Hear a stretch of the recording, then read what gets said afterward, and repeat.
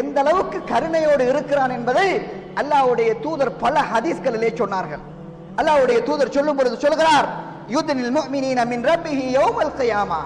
நாளை மறுமையிலே அல்லாஹ் தஆலா ஒரு அடியானுக்கு காட்டுகின்ற கருணையை பற்றி சொன்னார்கள். ஒரு மறுமையிலே அல்லாஹ் தஆலா ஒரு அடியானை யுத்னில் முஃமினீன மின் ரப்பிஹி யௌமல் கியாமா, நாளை மறுமையிலே அல்லாஹ் தஆலா ஒரு அடியானை அவனுக்கு பக்கத்தால் அழைப்பானாம். அல்லாஹ்வுடைய தூதர் சொல்கிறார், வயதஉ கன்ஃபஹு அலைஹி. அல்லாஹ்வுடைய தூதர் சொல்லுகிறார், அவனுக்கு அல்லாஹ் அவனுடைய கன்ஃபை போடுவான். கன்ஃப் என்றால் என்ன? சிலர் சொல்லுகிறார்கள், சிலர் அறிஞர்கள் அந்த வார்த்தைக்கு விளக்கம் சொல்லும் பொழுது சொல்லுகிறார்கள், அல்லாஹ் தன்னுடைய கையை அவனுடைய தோளுக்கு மேலால் போடுவான் என்று சில அறிஞர்கள் விளக்கம் சொல்லி இருக்கிறார்கள். இன்னும் சிலர் அறிஞர்கள் சொல்லுகிறார்கள், அல்லாஹ் அவனுக்கு விசாரணையை ஆரம்பிக்கும் பொழுது அவனுக்கும் அல்லாஹ் மற்ற மனிதர்களுக்கும் இடையிலே அவனை விசாரிக்கின்ற விசாரணை கேட்காமல் இருப்பதற்காக அவனுக்கு இடையிலே ஒரு திரை போடப்படும். இந்த விசாரணையை அல்லாஹ்வுடைய தூதர் இந்த விசாரணை நஜ்வா விசாரணை என்று சொன்னார்கள், ரகசிய விசாரணை. இது எல்லோருக்கும் கிடைக்காது. அல்லாஹ் யாரை கருணை பார்வையால் பார்ப்பானோ அவனுக்கு மாத்திரம் இந்த விசாரணை கிடைக்கும்.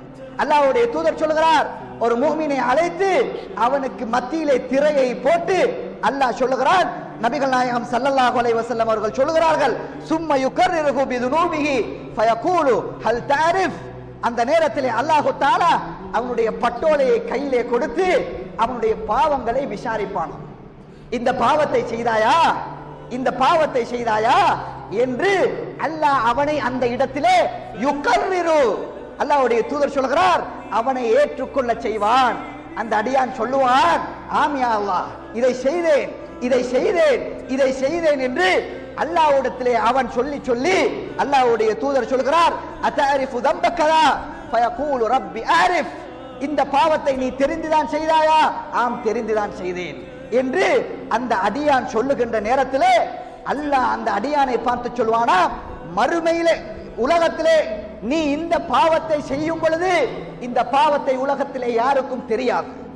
அல்லாஹ் அந்த உலகத்திலே இந்த பாவத்தை மன்னித்ததை போன்று இன்றும் நான் இந்த பாவத்தை மன்னித்து விட்டு உன் பாவங்களை நன்மையாக மாற்றி உன்னை சுவர்க்கத்துக்கு அனுப்புகிறேன் என்று அல்லாஹ்வுடைய தூதர் சொன்னார்கள். அன்பார்ந்த இஸ்லாமிய சகோதரர்களே, ஒரு பாவம் செய்த பாவிக்கு அல்லாஹ்வுடைய நஜ்வா என்ற விசாரணை இது எல்லோருக்கும் கிடைக்காது. அந்த விசாரணை எனக்கும் உங்களுக்கும் கிடைக்க வேண்டும் என்று நாங்கள் பிரார்த்தனை செய்ய வேண்டும். அன்பார்ந்த இஸ்லாமிய சகோதரர்களே, அந்த அடியானை பற்றி அல்லாஹ்வுடைய தூதர் சொல்லும் பொழுது அவனுடைய இபாதத்துக்களை பற்றி சொல்லவில்லை. அந்த அடியான் அவன் சுவர்க்கம் தீர்மானிக்கப்படுவதற்கு ஒரே ஒரு காரணம், அல்லாஹ் அவன் மீது கொண்ட கருணை, அல்லாஹ் அவனின் மீது கொண்ட பாசம். இது சில அடியார்களுக்கு அல்லாஹ் தஆலா பிரத்யேகமாக வைத்திருக்கக்கூடிய ஒரு கருணை என்பதை இந்த ஹதீஸின் மூலம் எங்களுக்கு புரிந்து கொள்ள முடியும்.